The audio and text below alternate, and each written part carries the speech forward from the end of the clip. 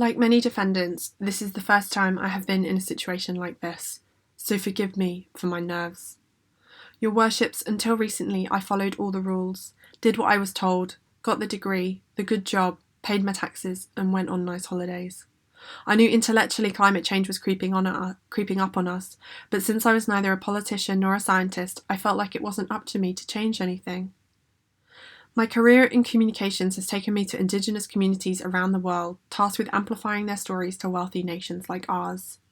You can intellectualize 1.5 degrees and 410 parts per million, but it's near on impossible to compartmentalize stories of bereft but determined Diana, whose father was murdered by illegal loggers in the Amazon rainforest, or of my Dayak friend Mina, whose childhood home was transformed into one of the first palm oil plantations in Indonesia.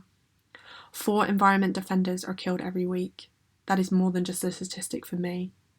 Still, I felt like I was doing some good until I read the 1.5 degree report from the UN scientists at the end of 2018, and particularly how much of a historical responsibility my country had in the making of these connected crises. It was a visceral punch in the gut. Finally, I had gone from knowing climate change to feeling it. Your Worship, I invite you to feel the weight of the climate and ecological crisis in all of its messiness. After 3+ years of international travel, I made the commitment to return home and be as useful as I can in the time we've got left to prevent runaway climate change. It dawned on me not being a scientist or a politician was an excuse for inaction. I am a citizen, and I have power. In my steep learning curve to citizenship, I have hosted presentations on climate science, organised face paintings in the park, met with my MP, and joined climate strikes. I've even had a go at stand-up comedy to raise awareness. I've also learnt about my rights and historical grassroots strategies that brought about rapid, far-reaching and unprecedented changes in all aspects of society. And I quote, the very thing the 2018 UN report calls for. One of those tactics is peaceful protest. I took the action on the 9th of October 2019 peacefully but knowingly, strategically and proportionally.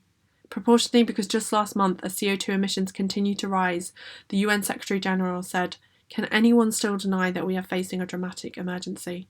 calling on all nations to declare a state of climate emergency. Yet, 2 years earlier, the UN report that changed my life had said, "We have all the technology we need to solve this crisis. What we lack is political will." It wasn't just an intellectual decision, it was a marriage of head and heart to use my body to sound the alarm. On a relatively quiet and private road right at the back of Downing Street, the heart of where institutional and economic decisions are being made. The place that decides whether we will hit our climate targets or not, pursue limitless growth or not. I was not risking my life taking this action. Many others around the world making peaceful protest are. I'm grateful to be a citizen in a nation where I can exercise my right to protest and would like to acknowledge that I was treated well by my arresting officer while in custody. When preparing this statement just before Christmas, I received 2 pieces of news that tease out the tightrope I find myself on. The latest scientific estimates suggest that we will cross the 2-degree threshold in approximately 2045, when we can expect an excess of 40,000 deaths in the UK due to heat, and where we will pass estimated tipping points that we will be unable to reverse. In the same breath, I learned a dear friend of mine is pregnant with her 2nd child. I plan on still being around in 2045, when my friend's child will be younger than I am now, with their adult lives ahead of them. What will that world look like? Climate scientist Mike Berners-Lee, in his latest book, Calculating the Carbon Footprint of Everything, has estimated a reduced life expectancy to 60 for those born in the UK from 2020 onwards, due to the climate and ecological crisis if we continue on our current trajectory. Therein lies the necessity of my actions that day. In fact, necessity and urgency infuse all of my actions these days. The science has been clear on the climate crisis since I was 3. In 1990, the first UN report came out suggesting that 1 degree of global warmth would create social instability. We are on the threshold of 1.2 degrees warming today, and its consequences are knocking down our house. Not just in the burning Amazon or the desecrated forests of Indonesia, but floods in Bedford, Storm Bella, and children dying from air pollution right here in the UK. Now I am 33, and I have put my own family plans on hold. I am struggling to reconcile bringing new life into the world while we head towards climate breakdown in my lifetime. In pursuit of being as useful as I can, I participated in the protest, not only to sound the alarm of the present, but also to create a window to the future. A city less dominated by cars and pollution. One of louder birdsong and clearer air and communing with strangers. Architect of the Paris Agreement, Christiana Figueres, said, "Because these crises have collided, we have a responsibility to converge the solutions." To me, this is a hopeful action filled with purpose.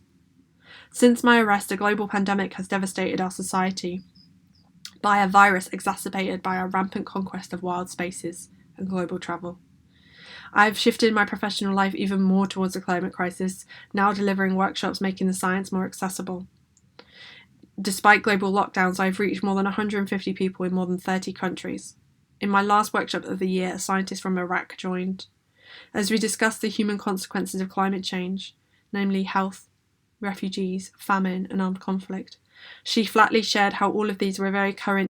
She's part of Iraq's climate team putting together their nationally determined contributions in accordance with the Paris Agreement. The next of such which events is taking place here in the UK later this year. I asked her how she felt about it all. She said, "I feel pain. Pain when I think of the gap in the negotiating rooms between the rich and the poorer countries." What are we going to do? Those of us with institutional power can look for leverages for change. While I profess no knowledge of our legal institution, I understand the campaign for ecocide, to prosecute polluters like war criminals, is gaining momentum. As someone outside of most institutions, peaceful protest was my lever. To be present here, in front of your colleagues. Like conscientious objectors of the past, I stand here today as a conscientious protector. It's unlikely the law will change in my favour today, but perhaps my actions and those of my fellow citizens will move the needle a little in the right direction. I'd like to finish with one last quote from Christiana Figueres in her book that I read at the beginning of the pandemic, The Future We Choose. When you are faced with hard realities, look at them with clarity, but also know that you are incredibly lucky to be alive at a time where you can make a transformative difference to the future of all life on Earth. You are not powerless. In fact, your every action is suffused with meaning, and you are part of the greatest chapter of human achievement in history. Thank you for hearing me out.